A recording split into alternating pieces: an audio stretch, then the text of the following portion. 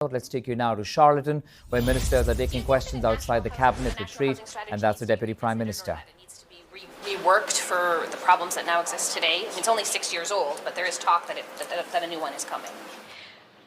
Our government has been focused on housing since actually the first election I ran in, since my by-election in 2013. It was a major focus of our campaign in 2015, and it has been a focus every year since then.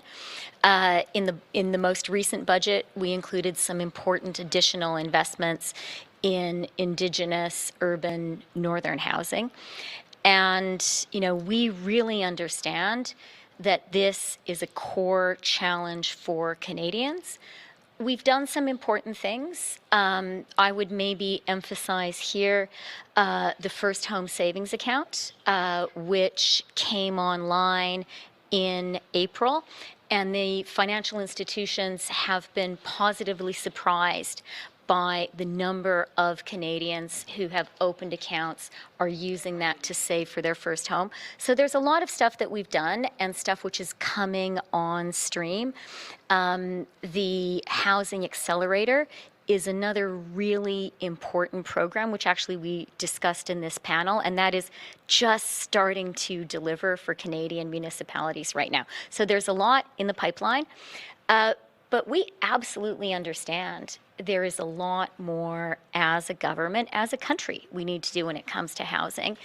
And look, the reality is we believe in a Canada which is growing. We believe in a Canadian economy which is growing, in Canadian people who are becoming more prosperous, in a Canadian population which is growing.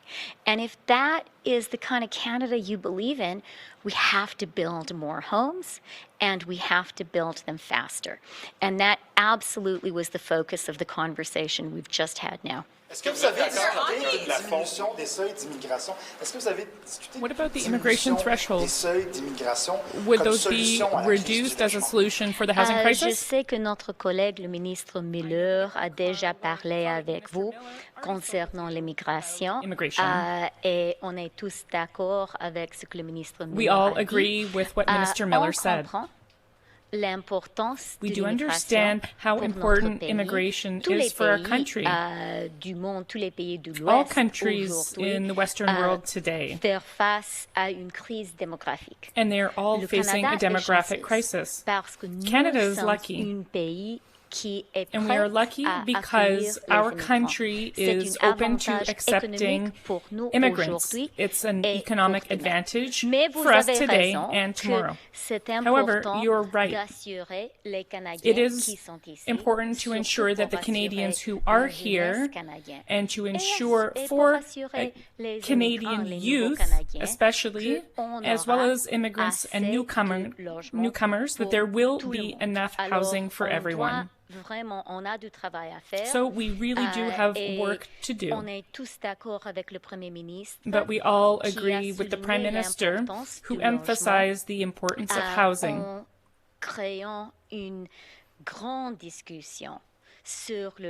Broad discussion on housing has been started with experts across the country in order to find additional solutions that we could implement. You're talking about saving less than 0.1% of money that the government spends over 5 years. The Business Council of Canada calls that a rounding error. How do you convince Canadians that you're serious about this when it's such small numbers over 5 years that you're talking about? When the budget's 550 billion, you're saving 15 billion over 5 years. It doesn't seem like a very substantive exercise in cutting the federal government's costs.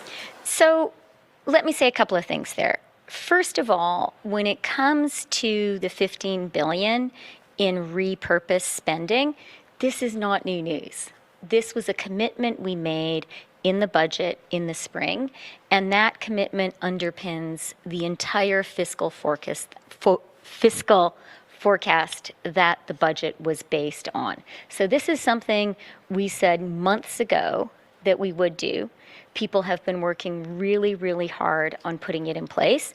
And my wonderful colleague, the President of the Treasury Board, has taken the next step to act on this, to deliver on what we promised. In terms of the broader question of government and fiscal responsibility, let me just say this. We are liberals. We believe government has an important role to play in supporting Canadians, in building a social welfare net that supports Canadians, and in putting in place programs that help our economy to grow. Just think about early learning and childcare. That happened because the federal government decided to make an investment in early learning and childcare. And we are seeing the results. We are seeing the results in the highest labor force participation rate for working age Canadian women in our history. And that is coming at a time when we have labor shortages, and it is helping families with affordability. So our approach is we need government, and government must do important things for Canadians, for the economy, for Canadian people, including, by the way, in housing. We also understand, I'm just going to finish.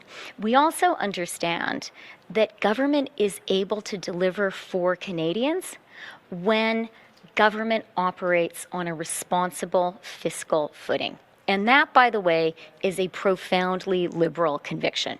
It was Jean Chrétien and Paul Martin that did the very hard work of fighting to get the AAA rating that Canada currently